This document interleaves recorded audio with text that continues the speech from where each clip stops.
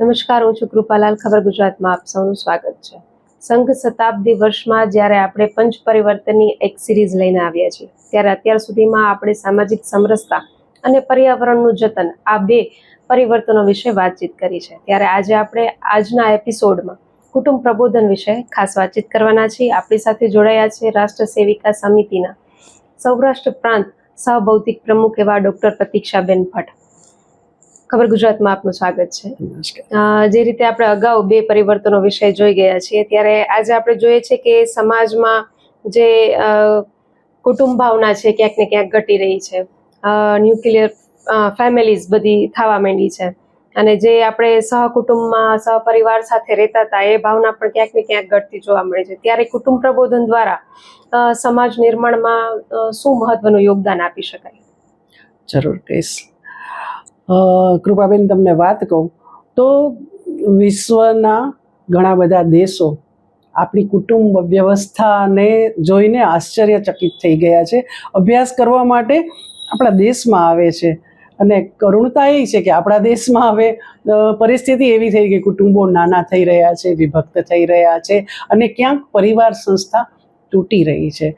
તો એને બચાવવા માટે ફરી જાગૃતિ લાવવી પડશે, અને એને માટે ઘણા બધા એવા કાર્યક્રમો કરવા પડશે કે જેના દ્વારા આ કુટુંબ વ્યવસ્થા શું વ્યવસ્થિત રીતે ચાલે. હજુ ચાલે છે, નથી એવું નથી, પણ આમ જે આધુનિકતાના ઓઠા હેઠળ નાના નાના પરિવારો થતા ગયા છે, કામધંધાના કારણે ગામડા છોડીને અન્ય શહેરોમાં રહેવા ગયા છે, ત્યારે અને બાળકોને પણ વડીલોની હૂંફ પ્રેમ નથી મળતી. પારિવારિક જે વાતાવરણ હોવું જોઈએ એમાં પણ ક્યાંક ત્રુટિ આવી છે. ત્યારે ખાસ આના માટેનો વિચાર કર્યો છે. માતૃશક્તિ માટેનું કામ કરતી સમિતિ અને સંઘ દ્વારા આ માટે ખાસ વિચાર કરવામાં આવ્યો છે કે કુટુંબ પ્રબોધન દ્વારા ફરી આપણા પરિવારોમાં મંગલ સંવાદ લાવવો, અને આપણી જે ત્રુટિ થઈ રહી છે એને કેવી રીતે આપણે પૂરી કરી શકીએ, અને કેવી રીતે કયા કયા કારણો દ્વારા. તમને કહું તો આપણા ભારતીય સંસ્કૃતિની અંદર કેટલી ઋષિમુનિઓએ સુંદર વ્યવસ્થા કરેલી છે. 4 આશ્રમોની વ્યવસ્થા છે, 4 પુરુષાર્થની વ્યવસ્થા છે. એકદમ જીવન આદર્શ જીવન કેવું હોય, આદર્શ સંસ્કૃતિ કેવી હોય, આદર્શ પરિવાર કેવો હોય, એના માટેની વાત, એનો વિચાર પહેલાંથી જ કરેલો છે. 4 આશ્રમમાંથી જે ગૃહસ્થ આશ્રમ, બ્રહ્મચર્ય આશ્રમમાંથી વ્યક્તિ ગૃહસ્થ આશ્રમમાં પ્રવેશ કરે, અને પછી વાનપ્રસ્થ, અને પછી સંન્યાસ આશ્રમ. તો જે મુખ્ય આધાર હોય જો આપણી સંસ્કૃતિનો, તો એ ગૃહસ્થ આશ્રમ છે. અને 4 પુરુષાર્થ છે, તો એ 4 પુરુષાર્થ પણ એના આધારિત છે, અને એના આધારિત સંસ્કૃતિ ટકી રહી છે. હવે હાલ કાંઈક એમાં વિક્ષેપ આવી રહ્યો છે. એની સાથે 16 સંસ્કાર પણ ભળેલા છે, એ પણ તમને વાત કરી દઉં. અને ગૃહસ્થ આશ્રમ સાથે લગ્ન સંસ્કાર પણ બહુ મહત્ત્વની વસ્તુ છે. એમાં પણ ઘણી બધી ત્રુટિઓ અત્યારે આપણે જોઈ રહ્યા છીએ.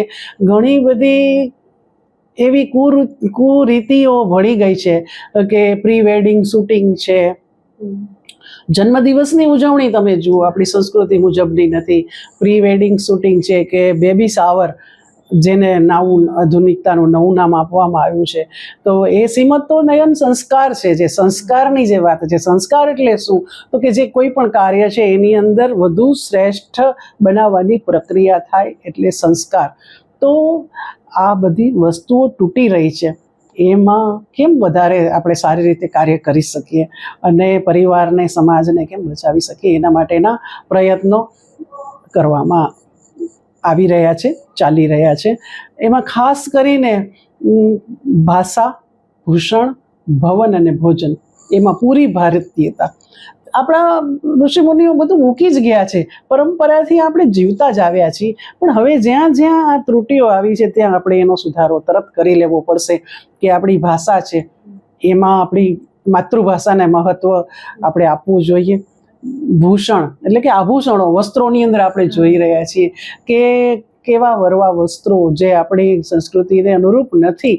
તો એને માતૃશક્તિની જાગૃતિ કરી, અને દરેક માતાને જાગૃત કરી, અને એના સંતાનોમાં આ બધું, કારણ કે રોજ નવા સમાચાર જે આપણને ન ગમે એવા સમાચારો, લવ જેહાદ ને ઘણા બધા એવા બધા આપણા સમાજની અંદર દૂષણો જેને આપણે જોઈ રહ્યા છીએ, તો ન ગમે એવી વાતોને જો દૂર કરવી હશે, સમાજને જો શ્રેષ્ઠ બનાવવો હશે, તો આ બધું અપનાવવું જ પડશે.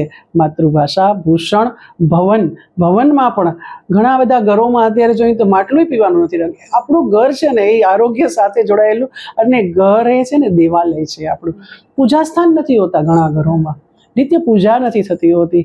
તો આવી બધી વસ્તુનો સમજણ આપવી અને એનો પ્રચાર પ્રસાર થાય, દરેક ઘરની અંદર થાય. ઘરની અંદર ધાર્મિક ગ્રંથોનું વાંચન નથી થતું. તમે વિચાર તો કરો, કરુણતા કેટલી. ગીતા છે એ હું કાયમ કહેતી હોઉં છું, ગીતા વ્રતી છું, ગીતાની વાતો કરતી હોઉં છું હું, તો એના વિચારો હું સમાજમાં મૂકતી હોઉં છું. તો ગીતા છે ને એ આર્ટ ઓફ લાઈફ છે.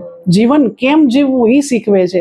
અને કરુણતા કેવી કે માણસ મરી જાય પછી આપણે ગીતા પાઠ બેસાડીએ, કે પછી બેસાડીને વૃદ્ધો સામે મૂકીએ, શું મતલબ છે? ગીતા તો બાલ્યકાળથી જ શીખવાની વસ્તુ છે. કહેવાનો મતલબ એમ છે કે ધાર્મિક ગ્રંથો, મહાભારત, રામાયણ, ગીતા, આ બધા બાલ્યકાળથી જ બાળકોને શીખવવા જોઈએ. જે આપણી સંસ્કૃતિનો પાયો છે એને ખાસ બાલ્યકાળથી જ શીખવવા જોઈએ. બીજું જો ખૂટતું હોય ને તો મંગલ સંવાદ. આપણે જે રોજ ન ગમે એવા દીકરીઓના ને સમાચાર જે આપણે જોઈ રહ્યા છીએ, તો સંવાદ ખૂટે છે. પરિવારમાં માતા પિતા બે વ્યવસાયી થઈ ગયા છે, એને કારણે સંવાદો ખૂટે છે, વાતચીત નથી થતી હોતી. તો પરિવારની અંદર મંગલ સંવાદ થાય, સાથે બેસીને ભોજન થાય. સહભોજન ઘટી ગયા છે, એ દરેકના અલગ અલગ સમય થઈ ગયા છે. તો સાથે ભોજન કરીએ, મંગલ સંવાદ કરીએ, સરસ સાથે મળી અને કંઈક ધાર્મિક ગ્રંથોનું વાંચન, કંઈક એવા ક્રમ બનાવીએ કે આવા તહેવારો, આપણે તો બહુ ભાગ્યશાળી છીએ કૃપાબેન કે ભારતીય સંસ્કૃતિમાં જન્મ્યા છીએ. નવા તહેવારોની વણઝાર જ આપણે ત્યાં ક્રમશઃ જીવનને આનંદમાં રાખવાની વાત આપણી સંસ્કૃતિમાં કરેલી જ છે. સતત એનો વૈભવ અને એટલો બધો આપણને આનંદ આપે.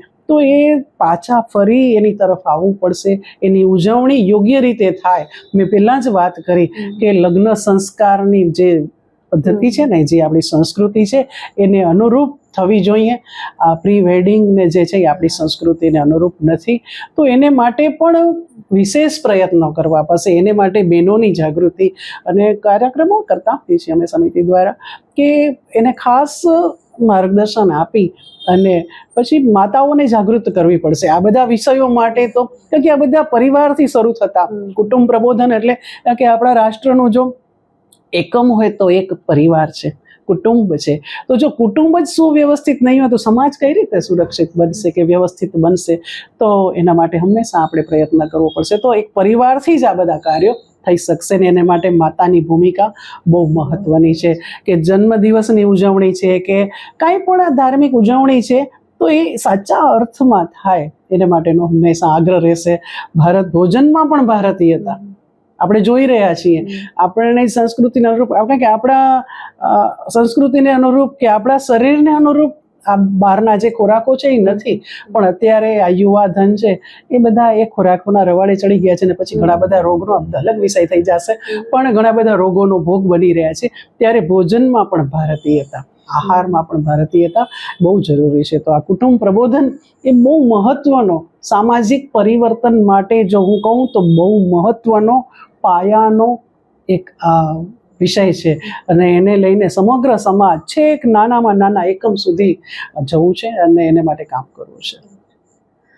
ખૂબ સરસ મજાનો આપણે આ વિષય તમે કીધો છે કે કુટુંબ પ્રબોધન. તો મંગલ સંવાદ, જે રીતે આપણે જોઈએ છે કે પરિવારો ક્યાંક ને ક્યાંક વિભક્ત થઈ રહ્યા છે અને શું ઘટી રહ્યું છે, તો ખૂબ બધા આપણે ભેગા થઈને એક સમાજના નિર્માણ માટે ચોક્કસથી આ કાર્ય કરવા જોઈએ. જે રીતે અત્યાર સુધી આપણે પરિવર્તનોની વાત કરીએ, ત્યારે હવે આગલા એપિસોડમાં આપણે સ્વદેશી પરિવર્તન વિશે એમની સાથે ખાસ વાતચીત કરીશું. ખબર ગુજરાત સાથે જોડાયા બદલ ખૂબ ખૂબ આભાર. ધન્યવાદ.